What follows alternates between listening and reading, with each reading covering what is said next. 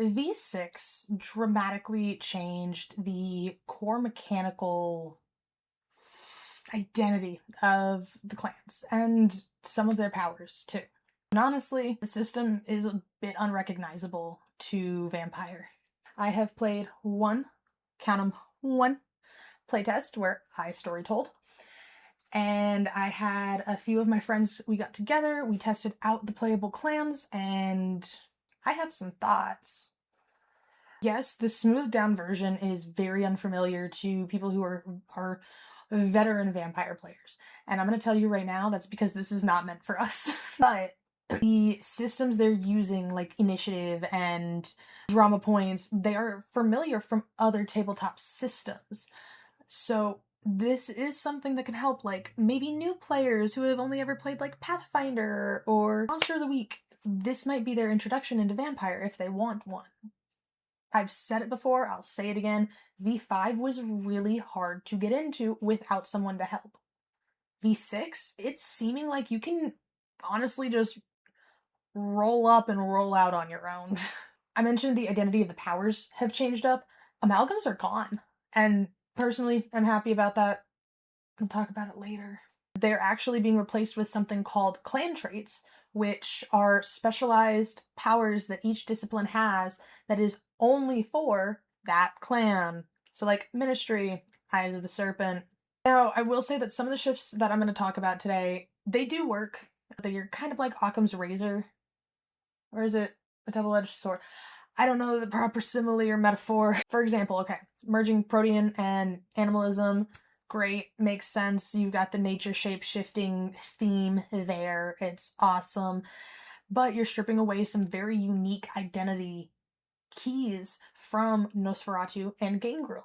On top of all of this that I'm about to talk about today, I'm going to just put my one big stink on the table because it truly has nothing to do with the game, but how much work I have to put into to make my game possible with V6. Backwards compatibility is so fucking hard with this new dice system. Like, it's possible, but man, me trying to take something from like a revised or a V20 book and put it into this system is going to be difficult. I mean, I have spent money over the years getting these books. I want to be able to still use them, even if it's homebrewing a newer version of the game. So with all of these little quick thoughts in mind, I want to go through the individual clans and see how they survived the new edition update. I want to make this clear. This is me, Cassidy's personal opinions, interpretations, theories, and conspiracies as not only a player, but also a storyteller of 15 years. Let's get into it.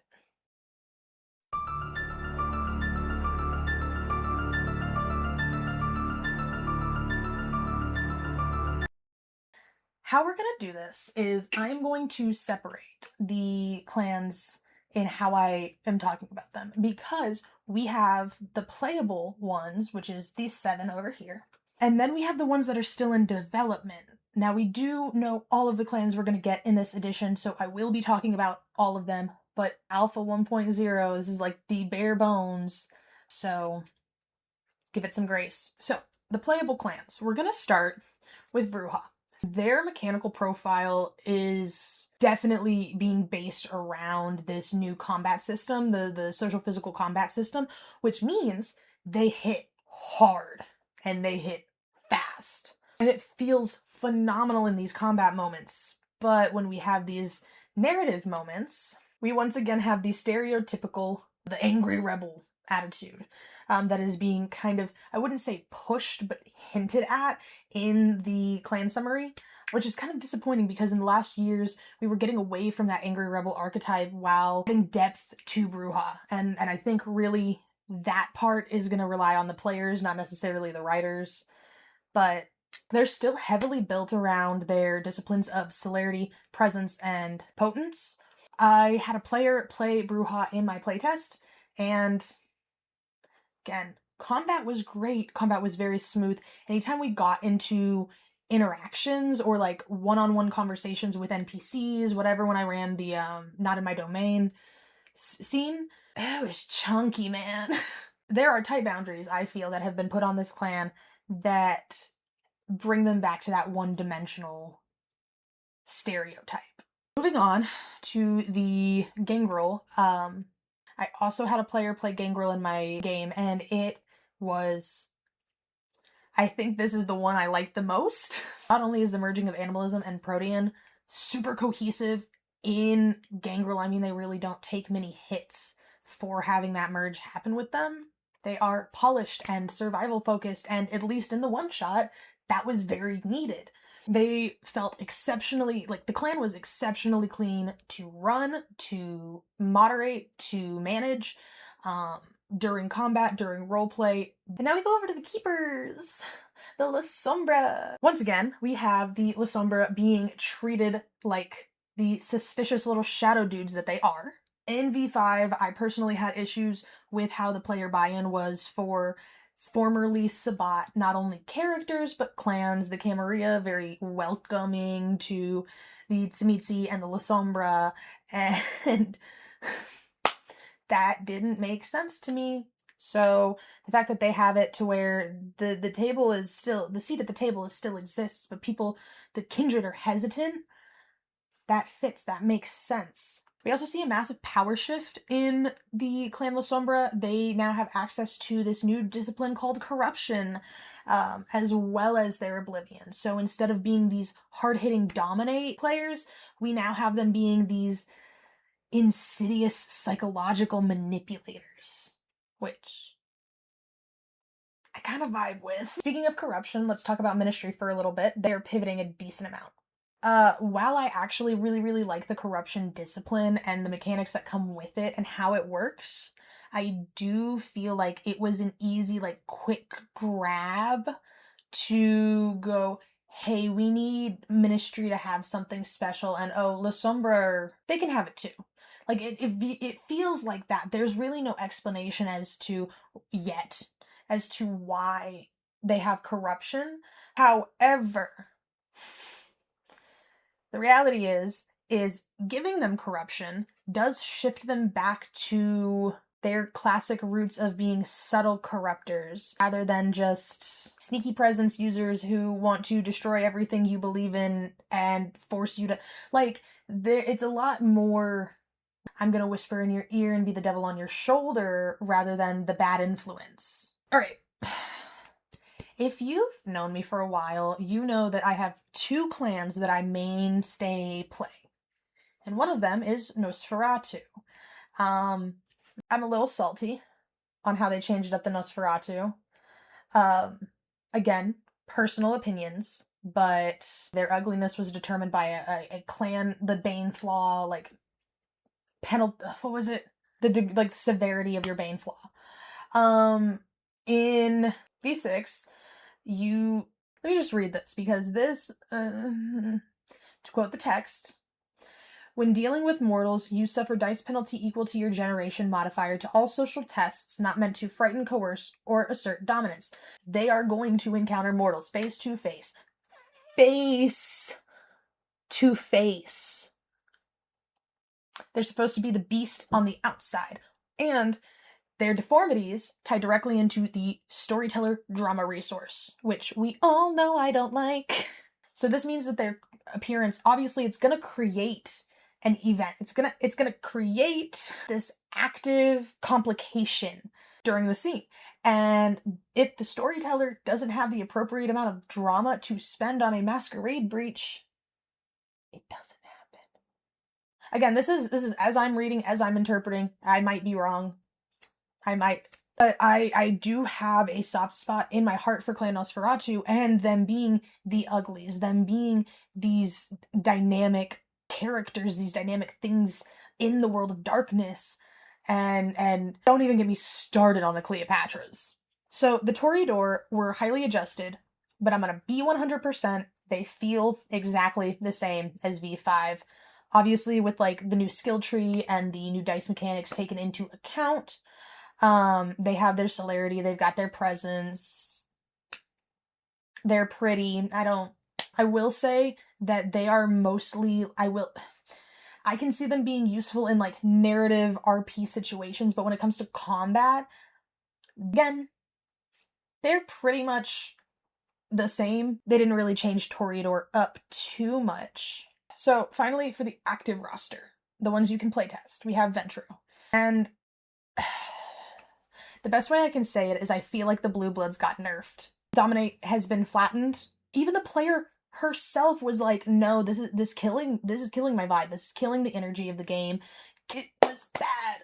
It took her from what I expected to be this elegant queen of the boardroom to a petulant bully. Fucking quick. And it stripped away any of the subtle authority that she felt like she could use. So anything that made the clan appealing, I feel like, has just been taken away from it. And that's coming from someone who had her entire Vampire the Masquerade career has, with a passion, hated Ventrue. You can thank Prince Sparkling Water for being the first impression of Blue Bloods to me. So now we're going to get into the clans that are in development and what I think is down the future pipeline.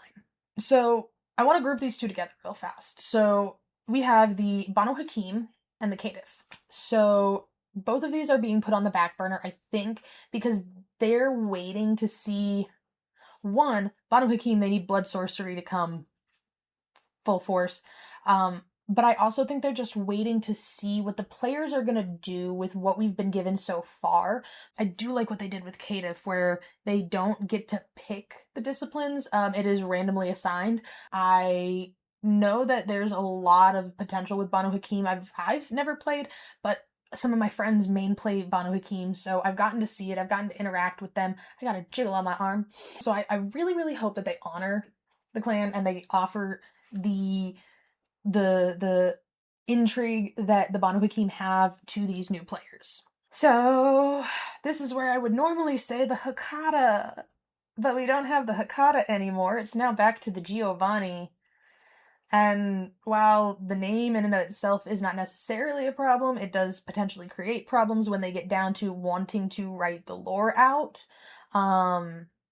which we don't have any right now. They're just doing mechanics, which I totally get. But if we're bringing the Giovanni back, okay. So, Lay, you and a bunch of other families join in to one family. Say you become the Osbrooks. I don't know, I'll use my own last name, shit. Say you become the Osbrooks. You go from being the Bobs, the Joes, the Steves, the Smiths to being the Osbrooks, okay? And then down the line, one of those families goes, no, actually, I think we should change our name to the Smiths. They came up with a new name so that no one bloodline of the necromancy death families were pinpointed, I feel. Again, opinions, conspiracies. There is a few ways that they could make this work.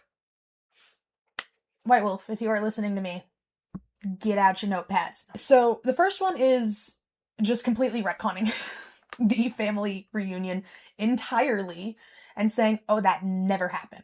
What do you mean? They could do what they did with Malkavians.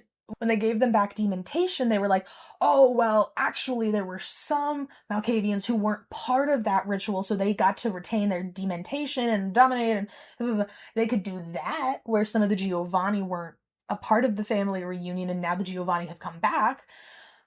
But that would constitute the Giovanni and the Hecata existing at the same time, which I don't think they're gonna do. I will say, with this is a silver lining, and that silver lining is that necromancy is back as a standalone, clan-specific discipline. I think this brings them back to their classic, like, death mage vibes that they used to have. So that, cool. I'll take it. I will say I am a little bit scared about a few of the changes, or a few of the clans that they're having in development. Those clans being the Malkavian and the Tzimitzi. Tzimitzi is my other clan that I main play all the time. My first PC was a Koldun Tzimitzi. Let me put my notes away. So, I feel like Malkavians are gonna get fucked. And I don't know what's telling me that. It's the gut. It's the woman's intuition. I feel like Malkavians are going to get fucked. We, in V5, got to see them be these prophets while still having a bit of derangement. And as someone who is neurospicy myself, I loved seeing that representation of having a kind of spicy kindred. But pointing them towards the prophets and the seers rather than the crazy madmen, whatever. I liked that. I have a feeling they're going to go further in that direction and ruin it. Accidentally, in trying to make it better. That's my theory. I will also say, I really want them to bring dementation back as a clan trait. I feel like that would be phenomenal. Instead of having it be, like I said, amalgams are gone, and it used to be an amalgam, so what are we doing? Where's dementation? The Tzimisce, I will say, while I am nervous, I'm very happy about the Tzimisce because I feel like they're gonna open up Koldunik again, especially with Sabbat Playable being a thing. The Tzimisce have their own special ability again. Vicissitude is also a standalone clan-specific discipline that no other clan knows. And I'm really happy about this because in playing at Tzimisce in V5, in playing at Tzimisce in LARP and having random ass Ventrue come up to me and being like, oh, I can fleshcraft. I was like, what? Yeah, I have the amalgam powers, so I can have vicissitude. What? What? How'd you learn it? Who taught you? You know this is a sacred art form, right? Like, how did you learn it?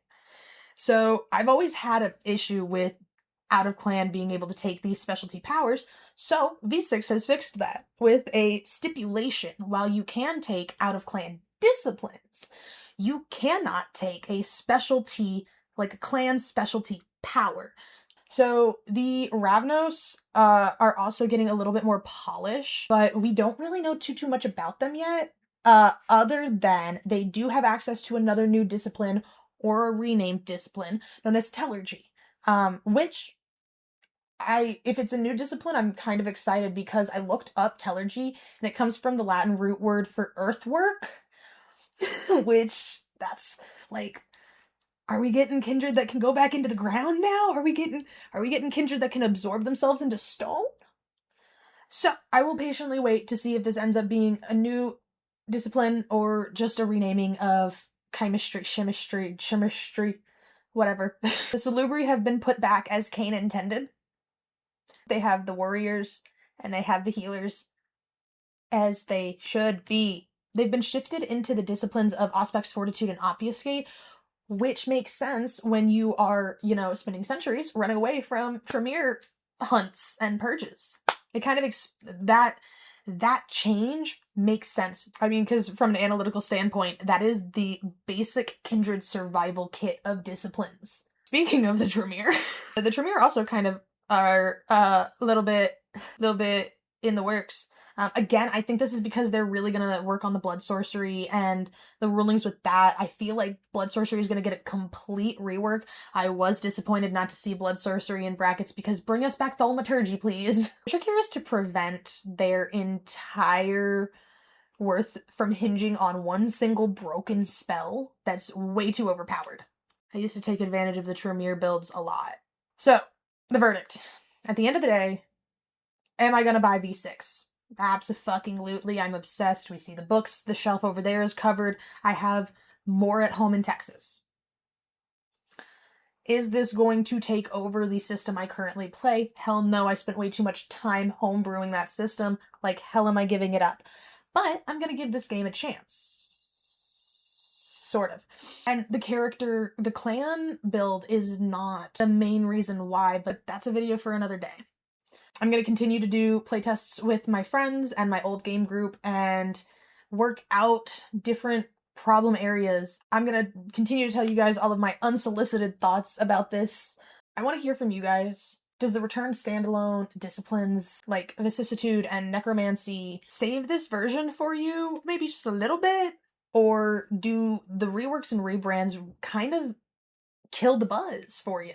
I think I'm sat in like that 70% I'm okay with it, 30% it kills my buzz, I'll be honest. But I want you guys to drop your thoughts down in the comments. I always love hearing what you guys have to say. Some of y'all are funny as fuck.